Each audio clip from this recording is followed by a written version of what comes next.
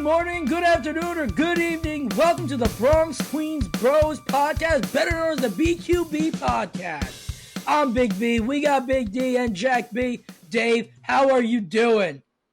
Heck yeah, I'm doing good. We had some good baseball from our teams this past weekend, both winning their series. Again, can't complain about that. But I really want to know how our first big loser of the season is doing. Jack, you look great in a Yankees hat, but I cannot wait to see you in a Mets hat next episode. How you feeling? Yeah, I'm feeling good. A bit unfortunate about the first week loss, but it's a long season, a lot of weeks of games, so I'm looking forward to next week. So, all right, B, you don't have to bring out the money counter so quick. Let's relax on that front. But we got an exciting episode for you guys today. We got Jeez. oh my god. We haven't even read the ad yet, and he's brought out two of his props. We got we got some series to recap, some great baseball this weekend, a nice Easter weekend, and then we got our segments back finally for second week of baseball, and then some series to preview. And now I'm super excited to talk about all of this. But before I do any of that, I must let you know that this episode is sponsored by one of the best kept secrets in northern New Jersey. Engineering and Design Concepts, a small company doing big things. They specialize in product development, manufacturing, and test equipment. If you or anyone you know need assistance in that field, they are the company you need to contact. The link to their website will be in the description below. Now, ladies and gentlemen, as Big D has mentioned earlier, the Mets and the Yankees both won their season series against their opponents. The Mets won 2 out of 3 against the Marlins. And Friday, actually, I was thinking of the Friday day game. It was supposed to be Thursday. They moved it because of the rain that wasn't there. That was a great call on their end. Mets did win out their home opener, which was nice. Tyler McGill, big drip Tyler, gave his best Verlander impression. 6 shutout innings, 2 walks, 3 strikeouts. Looked really good, actually. Worked on a lot of soft contact. And the Mets big boys came out swinging. Marte, Lindor, and Alonso all homered. They all looked great. It was fun to see the Mets come out and get a quick win, a nice easy win after a rough series against Milwaukee. Turnaround Saturday, midday game, I believe. Mets come out victorious yet again with the help with none other than the ghost forking pitching baller, Kodai Senga. Mets won 5-2 this game. Home run from Alonso again. And Escobar, Eduardo Escobar, who is the reason why I was able to win week 1 of Big D's odds, because Escobar got more than 2 hits this series. He got 2 hits this series. Great job, my guy. And it was great. Alonso's looking like he's really found his stride early on, which is good. Already in the league lead with 5 home runs.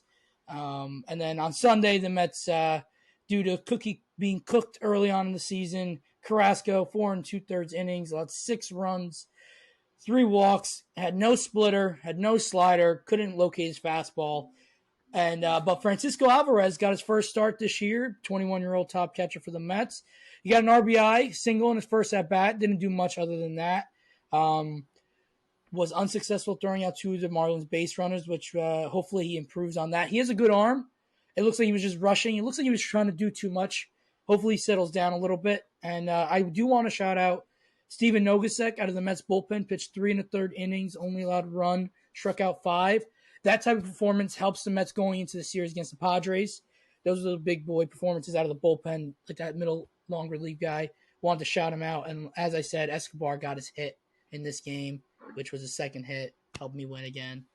All in all, it was a good series from the Mets. A little worried about Carrasco. What do you think, Jack? Yeah, I think the Mets kind of came back to form. I think Carrasco, we're gonna need to work on that from his perspective. Just his pitches don't seem to be moving as well as they were in Cleveland. He just doesn't seem like the same guy. So hopefully, I don't know, maybe he's experiencing a bit of a dead arm, but he hasn't been himself for quite a while. I mean, the Mets played well against worse teams, so I can't really Can't really say much. It's nice to see Francisco Alvarez get a hit. Cannot believe Eduardo Escobar actually hit a home run or did anything productive, and he's the reason why I have to wear a freaking Mets hat next week, or I'm sorry, on our next episode. But it is what it is. Sanga looks like the real deal, which is awesome. Very interesting. So I read this article actually, and it was a quote from a WFAN guy, Tiki and Tyranny, Brandon Tyranny. They do New York radio. So he was saying how he was talking about Steve Cohen and the Mets, and this was, I believe, after their first series, not after the Miami series, when they got swept by the Brewers. And he was talking about their offense. So this is what he said, V. I'm going to read this, and Dave, feel free. You guys can comment on this quote. So he said, "There is something fundamentally wrong with the way the Mets are constructed. I applaud their aggressive financial position, but the Mets payroll, which is through the roof, is just not good enough for the amount of money they're spending. I'm watching this Mets lineup, and they've got one of the absolute worst DHs in baseball. They have, until Brett Beatty comes up, one of the lower third base situations in all of baseball. They have absolutely one of the weakest catching situations in all of baseball. Their left field situation, although I like Mark Canha, he's never going to make an all-star team, and he's never had more than 70 RBIs in a season. Somehow their payroll is $350 million. It needs to be said, it does not seem like this roster is very well constructed." So what do you have to say about that, V? Oh boy, I mean, this is He didn't even grab the button while you were reading that. I was surprised. Oh well, I think okay, let me go first. Let me go first before you hit any buttons. All right. I think he makes an interesting point, and he actually goes on to say one more thing about how there are far more. I don't want to paraphrase here.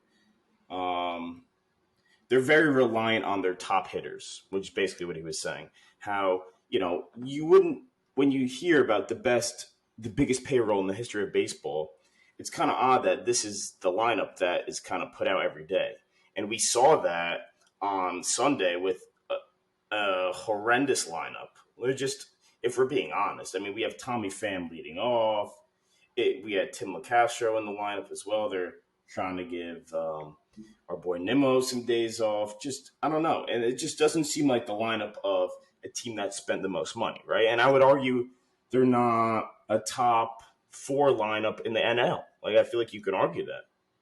I think you could say the Dodgers probably have a better lineup. The Padres have a better lineup. St. Louis has a really good lineup.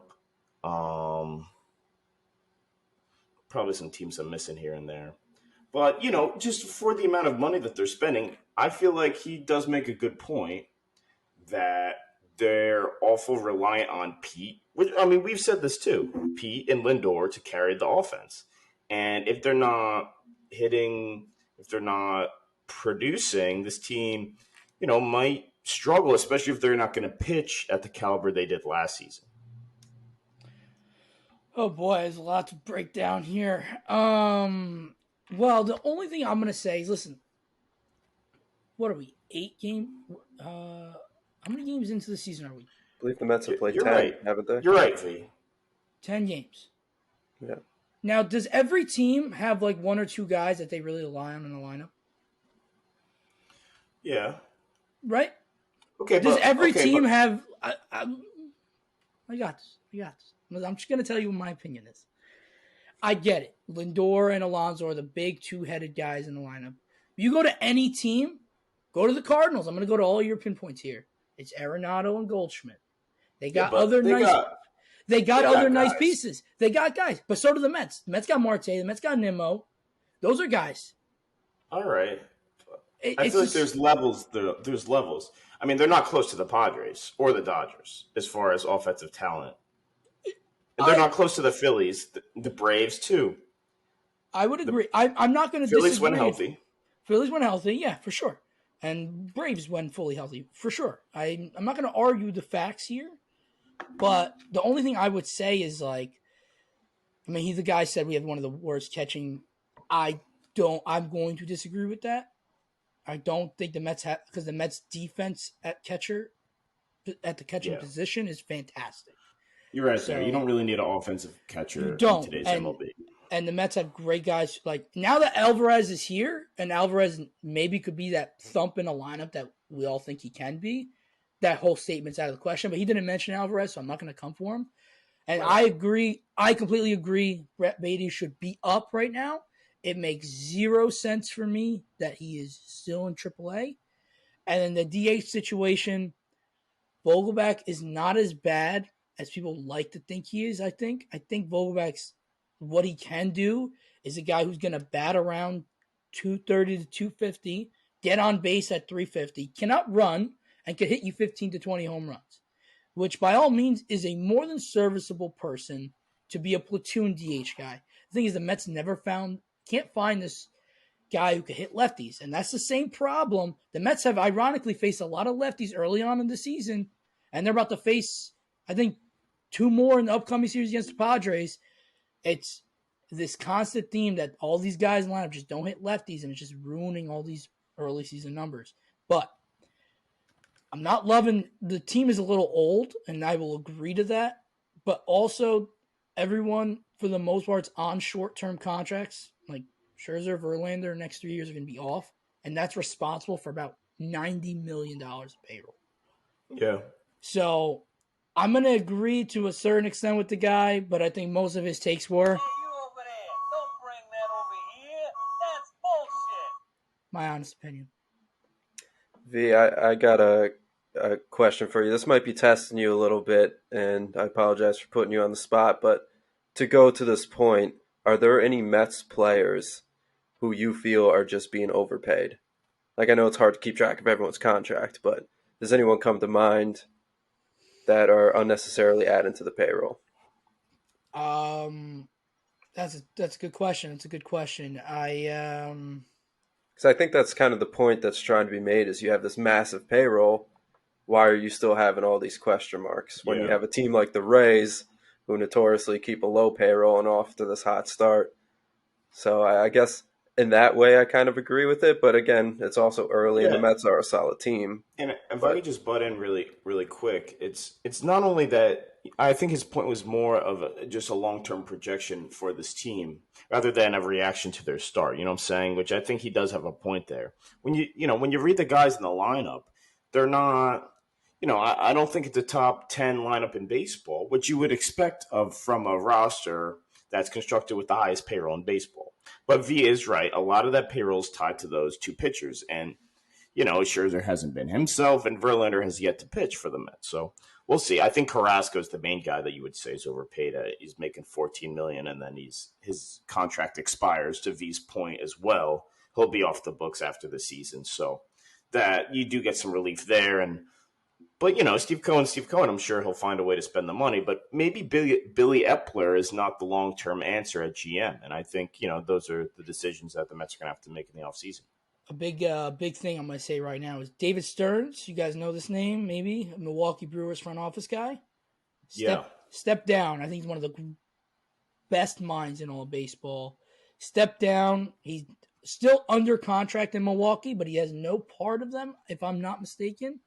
And I think the Mets will make a very smart move by bringing him here to New York next year, because I think someone like him could really. I don't know if he would come in as a GM.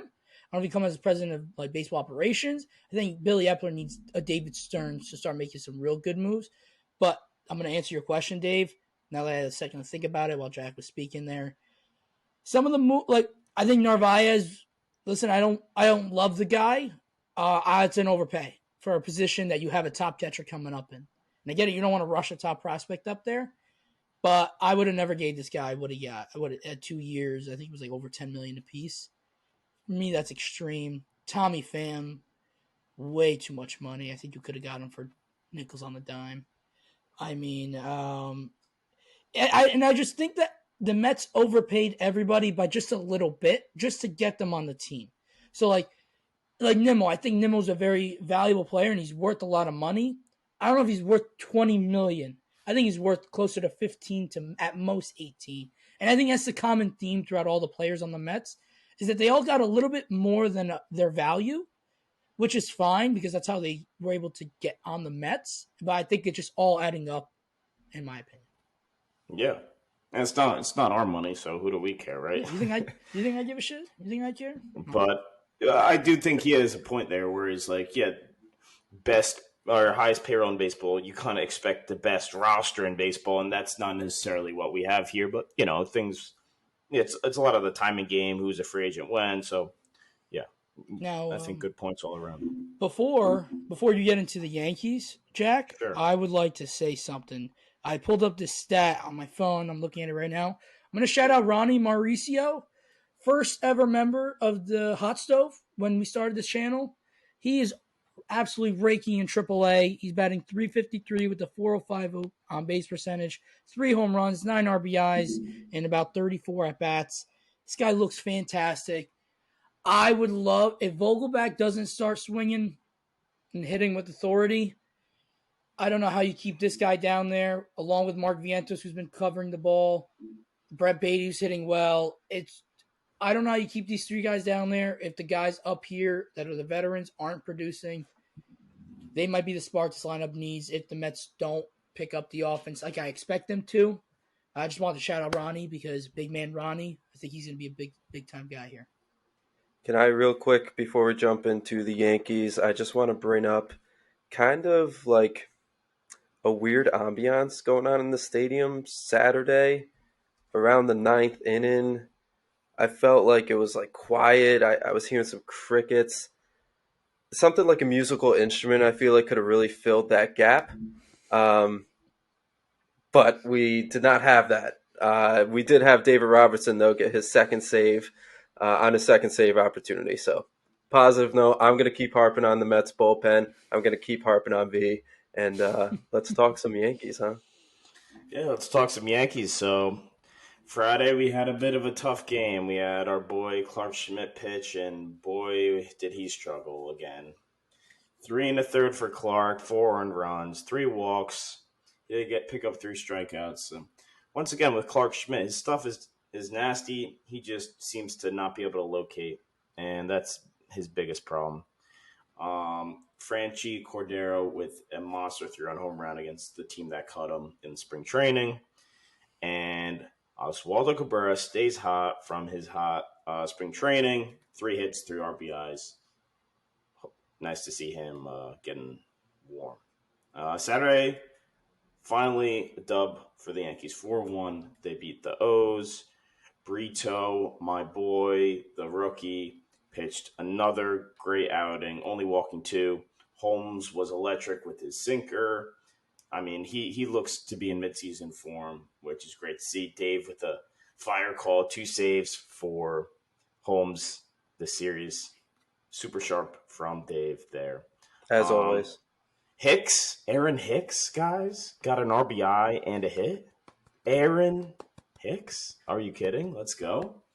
And then we had Stan with a mammoth home run. And god damn, did they move that fence back really far? Because it looked like he smacked the ball in Yankee Stadium. I think that would have. I when he hit it, I thought it was similar to that one he almost broke the glass in center field. And then it cleared like the first 5 rows. I'm like, are you kidding? They really moved the fences back this much? But yep, they did. And which is actually ironic because now their team is all a bunch of power hitters and they lack a lot of pitching. So it almost goes against them now. But Sunday, the Orioles hung in tough. Adley Rutschman played an outstanding game. I think he had 4 hits, including a home run. Nestor was really good. He ended up giving up 2 runs. And he overall just pitched a great game. Clay Holmes with another save. Shout out Dave once again. And Judgy, 2 home runs, which I bet on, plus for 1,500. I cashed that. That was a great bet by myself. And yeah, just a solid Yankee series. We always perform well in Baltimore, so yeah, I'm happy for the result. Wish we could have got all 3, but tough game Friday. Friday was a really back and forth game, and yeah, besides Clark Schmidt pitching, the Yankees have had a lot of success with their bullpen and starting rotation this season. So, Dave, any commentary? Dave, I'll let you really take the front here, but I'm just going to say like two quick things. Very nice to see Aaron Judge have a great game. Those are the types of games the Yankees need from him. I'm going to shout out somebody else, but that person's going to be saved for my segment. So I also just want to say, Dave, can BetMGM or like Points Bet Online, they should call you up. Because Dude, me and Jack took the under on the save opportunities alone, let alone the saves from big man Clay Holmes there. That was a great line you said, and you know what? Me and Jack both missed it. I just want to shout you out there. Yeah, you were self-conscious about the line, too, and you ended up being the sharpest of them all. you guys made me doubt myself, but that's why I am never going to listen to either of you ever again. Real quick, just to pat myself on the back. Aaron Hicks plate appearances. I said at 4.5. You got 4. Clay Holmes saves. I said at 1.5. You got 2. If we even want to go to the Mets, back to the Mets real quick. I said Eduardo Escobar's hit line at 1.5. You got 2. Senga's K's at 6.5. You got 6. I was on fire. And so were the Yankees. I think there's a lot to be happy about if you're a Yankee fan coming out of this series. Quick side note for me, I got to go home and spend this weekend with the fam, so I got to watch some games with my dad. Long time since I've been able to do that, so that was really cool. But you got the stars playing the way they should, and that's really helpful when you got these young guys coming up like Volpe, who a lot of fans are already trying to get on his case, but we can kind of grind through the growing pains because everyone else is playing very well. I also want to shout out Oswaldo Cabrera. Looks like the most natural outfielder we've seen, and he's just not naturally trained as an outfielder. So good for him. I'm excited for the Yankees going forward, and good for Brito. My guy Brito, looking real good. Yeah, he's a dog. So it's time. It's been a week. That hot stove has some dust on it, but it's time to wipe it off. Get it going, V. Fire it up. What you got for us? I'd like to formally reintroduce the hot stove. Vuitton's hot stove is going to be a player I'm going to pick from the Mets and the Yankees who I believe are on fire, literally at the plate or on the mound. And there may even be a hot take in there for somebody. May have one coming up for you guys shortly. So for the Mets, the person who made the hot stove is Kodai Senga, the Ghost Fork pitching god, dare I say.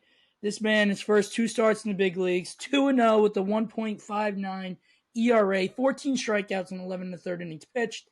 He's looked fantastic. It's nice to see that literally he's even misplaced the fork ball. Like he's thrown in the upper part of the zone. They're still not hitting it. Doesn't matter. It doesn't matter. Like this guy's got some crazy movement. He's been walking a few too many guys, but I still think he's getting used to the ball. But he's looked great. I love it. The Mets need him actually right now. He's for the first 2 starts through the rotation, he's been our best guy. So hopefully, like I said, the season was going to rely on him becoming a third ace. And so far, the trend is aiming that way, which is great to see. And for the Yankees, Jack briefly mentioned he did something on Friday's game. Frenchie Cordero is made the hot stove for the Yankees. I could have went with some other people. The reason I'm going with Frenchie here, my guy, off the bat, he's batting .357, 2 home runs and 7 RBIs from a guy the Yankees picked up last second. But he hit like 400 in spring training for the Orioles. How do the Orioles just not, like, I'm sorry, I can't even name a couple out. Like, I can name some of the Orioles outfielders, but, like, I think they could use the type of guy. I mean, I don't know. This was a shot. Great move. I got it, great move on the Yankees end. Pick him up for nothing, I guess, pretty much. And that was great to see for him to really keep balling out. Maybe he's another Matt Carpenter for you guys this year. Maybe I don't know. I'm just saying. And I'm going to say something for this upcoming series for the Yankees, guys. You guys heard it here first. Anthony Volpe will go deep. Not Monday's game. He's going to go deep in Tuesday night's game. All right, V. I hope you're right. I like that. Yeah, dude, the hot stove, it's cooking today because I can't disagree with any of those takes. I think Franchi's been hitting the cover off the ball. He stays hot from spring training. I cannot believe the Orioles just didn't, I don't know, keep him on the bench. They had that one bum outfielder that dropped the ball that led to Duvall's walk-off home run in Boston. I could not believe my eyes when I saw that. So that was weird, and yeah, dude, Senga looks like the real deal. So it's nice to see. I always give those guys credit, especially the guys that come from other countries. They try to make their name. They don't speak the language in America. They're trying to make a name for themselves. They're really putting themselves out there. Like he's got a translator. The guys from Japan, like they're coming from across the world. So it's really cool to see. And he's been dominant, and that fork ball seems to be as advertised. So good for him. It's nice to see, and yeah, hopefully he can keep it up. Hey, real quick, do we know what City Field named his pitch? Did they say unknown, or did they actually put ghost forkball or anything? Does anyone know? So I was sadly at work, so I'm not 100% sure, but I know the fans in left field, every time he got a strikeout, they would bring out a ghost with a fork, literally, and a ball. So I gotta imagine that City Field's on top of their game. I don't know if you guys looked at the scoreboard. It's massive in center field. Yeah, bro. What the That's hell so is that? cool. I think it's awesome. But I don't. That's a good question, Dave. We'll have to look out for that in this upcoming series.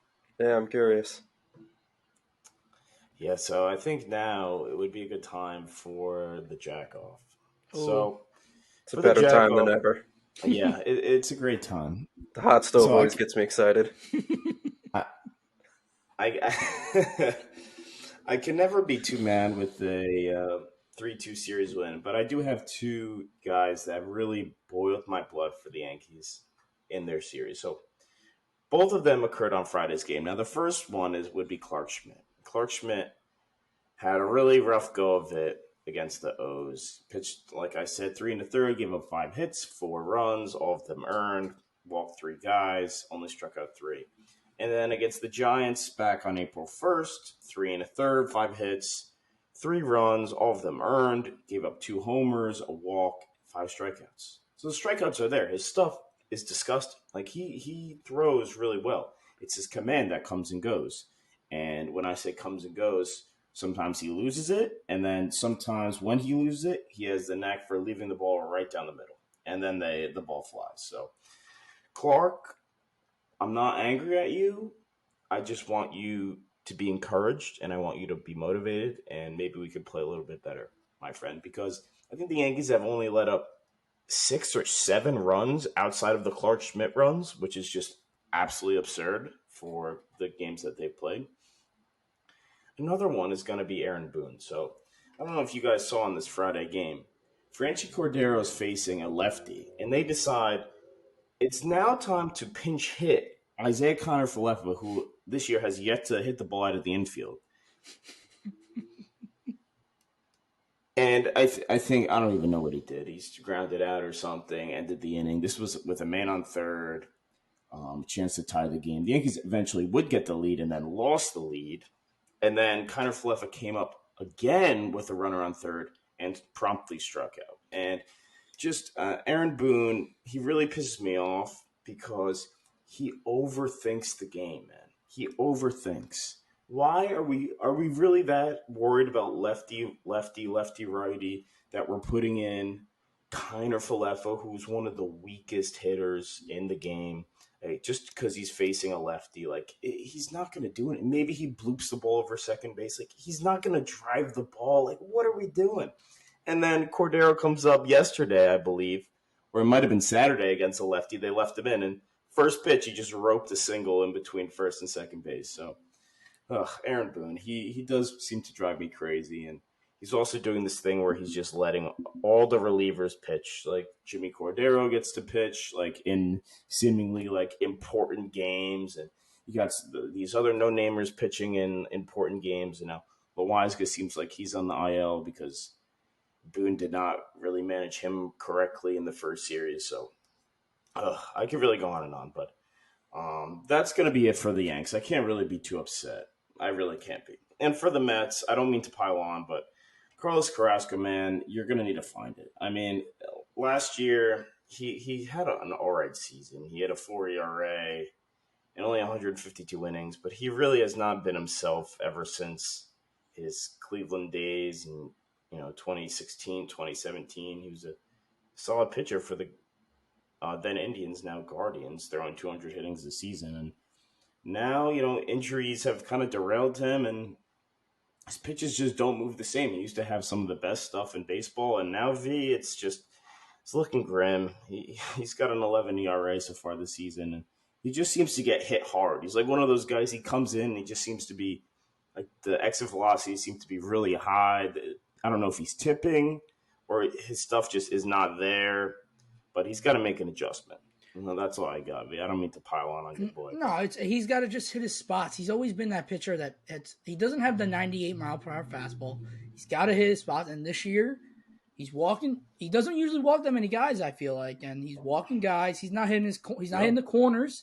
So I got to think it's a mechanical issue. It could be tipping pitches as well. Something's up. He's not right. I mean, Joey Lucchese's in the minor leagues looking pretty good for the Mets. I wonder what kind of leash they got on Carrasco because, like you said, Mets got some big expectations. Yeah. I'd like to think that Carrasco's probably got a decent leash, but like if he keeps doing this the next 4 or 5 times out, I don't know. There might be some phantom IL stint here because this is not going to be good. Yeah. Jack, quick note on some of your Yankee comments. We've seen the situation pop up quite a few times now where Boone has opted to pinch hit IKF. I know your feelings about Aaron Hicks, but if you're Boone, do you agree with pinch hitting IKF over Aaron Hicks? Do you see that changing in the future? What I think is they should, especially lefty Cordero, just let him hit. He's doing so well. He seems to be seeing the ball really well. I don't know, just from playing the game, my life and throughout my life, I don't know, when you're hot, you're hot. At least for me, it didn't matter if I was facing lefties or righties. When I was hot, I was hot. Maybe the numbers with Frenchie Cordero say the opposite, but I don't know. If you're hot, you're hot. Yes, Aaron Hicks, in his case, I'd rather Aaron Hicks hit than Isaiah Kiner-Falefa. I would. But, I mean, that's really not saying much. It's really not saying much. But, I mean, whatever. It seems like Boone and Hicks have they're not on the greatest of terms right now after his interesting comments. So yeah, well, I would almost expect especially on road games, maybe throw Aaron Hicks in there instead because he's lost the crowd in Yankee Stadium, so maybe he can perform on the road and hopefully gain that crowd back. Off. Yeah, exactly. I mean, it's a tough situation. I mean, they really need Harrison Bader back in the lineup. And, if they're at full strength, then, maybe Donaldson starts coming off the bench. I could see that. And then he would be their main guy off the bench. Or, maybe one of these guys from the minors can get called up. But, yeah, they really don't have that guy off the bench as they did last year with Carpenter, as V pointed out. Maybe Franchi can be that guy. But, he's had to play a lot with the absence of Bader. So, yeah, we'll see. Very good. Well done on the segments, fellas. It is now time for Big D's Big Odds. Jack, it's your redemption week. Let's go. Let's see how you do because I really, really prefer to see you in a Yankees hat. Now, fellas, these odds, I know last episode I killed it. No doubts. These odds right here are very hopeful and encouraging. I would not be surprised if unders are taken. But I also know you guys like to push players to the limits. And the reason I set some of these lines is because with these new rule changes, I mean, early on in the season, we're seeing that offense is just up. Offense is up in terms of runs per game, batting average, stolen bases, and success rate. So let's see what you guys think of these lines. No pitchers. We are just going offensively. Let's go. Jack, we're going to start with the Yankees, so I will let you go first. All Gleyber right. Torres getting off to a start that a lot of Yankees fans are happy about. Yep, let's go, Gley. He's currently got an on-base percentage of .514. I'm going to set an over-under line on his on-base percentage this upcoming series at over-under .535. Just for the series or for... For the series against the Guardians, yeah. Oh, okay. So he did get on in the first inning. I did see that, so that's kind of a It's cheat. cheating. But It's cheating. at least like me and V both have the same information. I'm gonna have to go under here. That's tough, Dave. That's a tough. I mean, I hope he proves me wrong. It's tough to get on base that much, and especially I know in a short period of time it could help, but it could also really hurt, and he could be in a big hole going into the rubber match of the series. So I'm gonna have to go under here. What do you think, V? That's a tough line to hit the over on, and I just can't do it. I just can't. If they're facing like the Reds, maybe, but not the Guardians pitching staff, not the Guardians bullpen. I'm taking the under as well here. All right, not very hopeful here. That's all right. Now we are going to go to Starlin Marte. V, we got to see him swipe one, but he's got 4 on the season. We saw one in person. He's got 4 stolen bases on the season. This upcoming series, I'm setting a line for over under stolen bases, 1.5. So, I'm gonna tell Jack something here. Is Marte just kind of got a little hurt? He's not in Monday's starting lineup. He's available off the bench. Gotta wonder though if he's available. So, if he's in, I feel like you could smack that over. I'm gonna take the under here. V, I believe it's a shoulder, correct? Head. It's concussion tests. Concussion? Yeah, so he banged his head on someone's knee when he slid into third. Segura's knee. Right. Yeah. All right. Yeah, I'm going to go under here too, Dave. I think, with this injury, maybe a little bit scared of him stealing more bases. I don't know. Who knows with these injuries the Mets have had. They've kind of fallen into a tough little spell here. So I'm going to say maybe Buck is a little bit tentative to send Marte, but Marte probably has the green light to go on his own. But for all those reasons, I'm going to have to say under. Under. Very good, very good. Told you there's going to be a lot of unders, but I'm going to get you guys on a couple of these. We talked about him a bit. Jack, Anthony Volpe. Yep, my guy.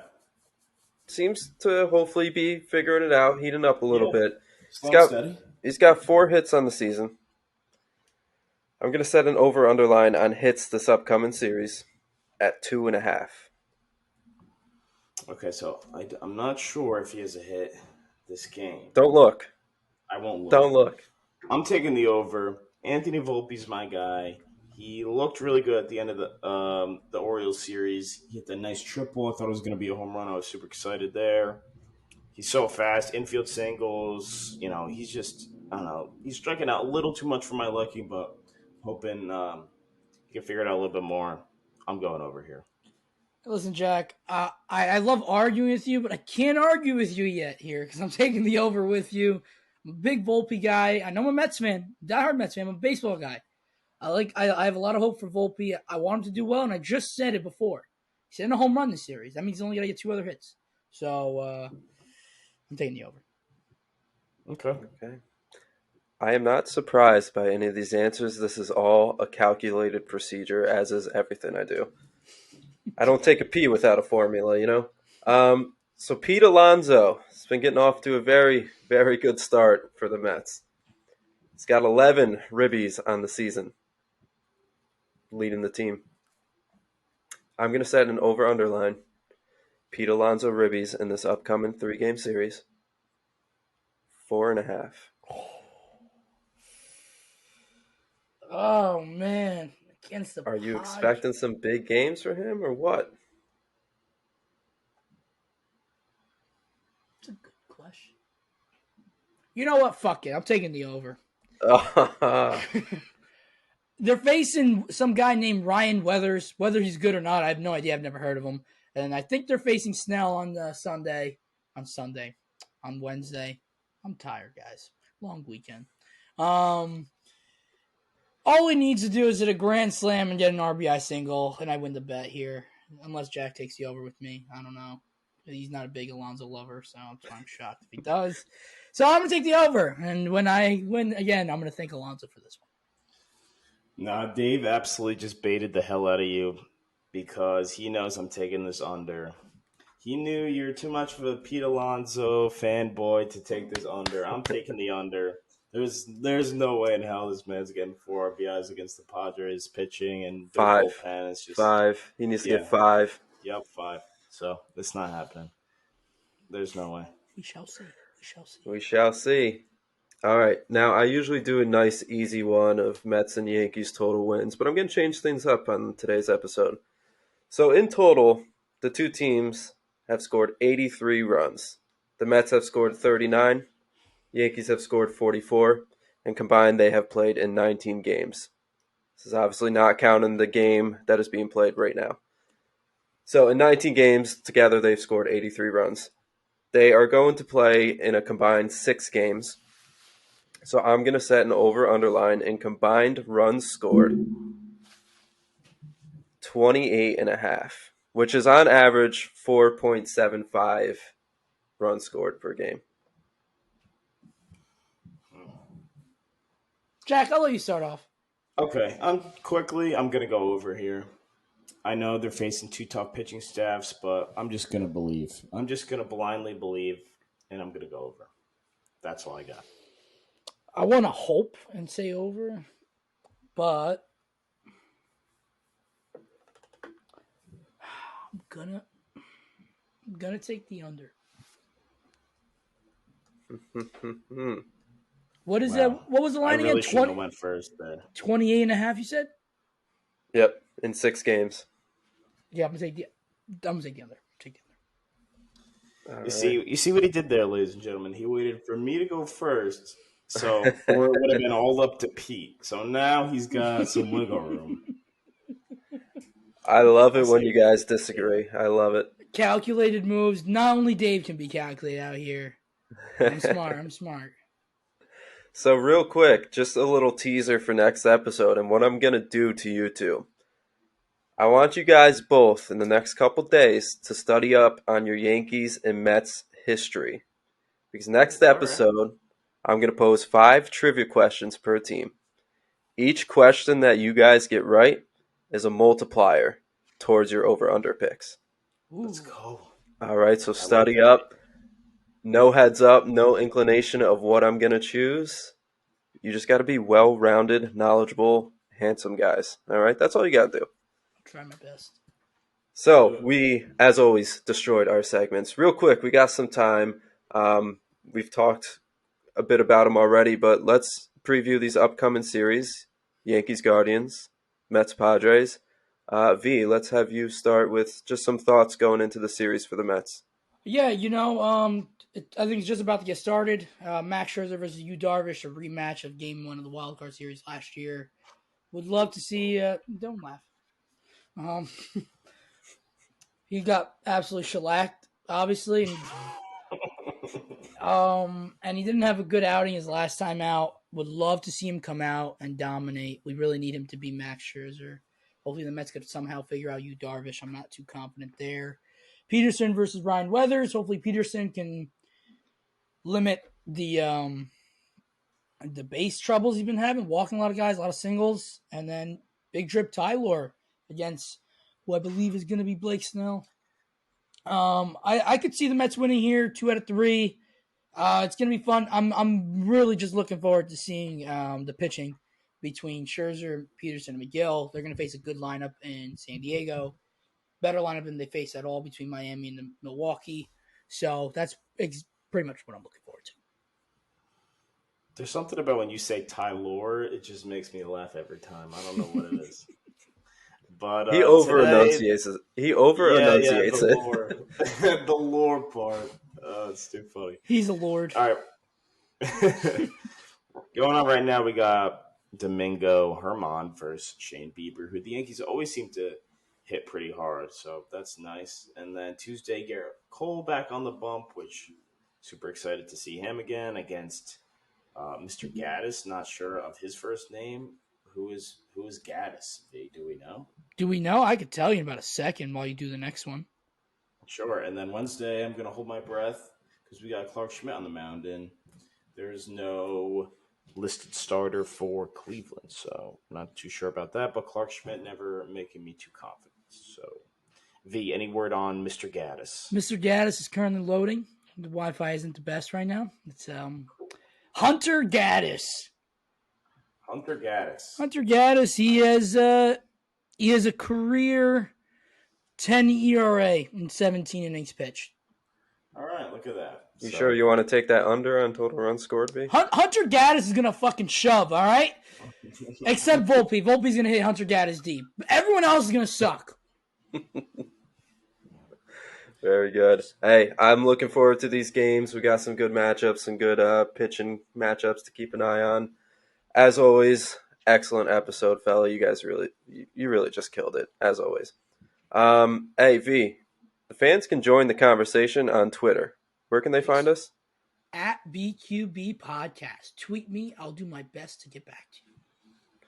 And Jack posting talks on the daily, it seems. Jack, where can they find us on TikTok? They can find us at BQB Podcast on the talk. And V also runs the Instagram. I don't run it, but I say it every episode. But it's at BQB Podcast. We keep it nice and simple for you guys. We're even on Facebook. We're on Facebook. We're on. I got great. us there.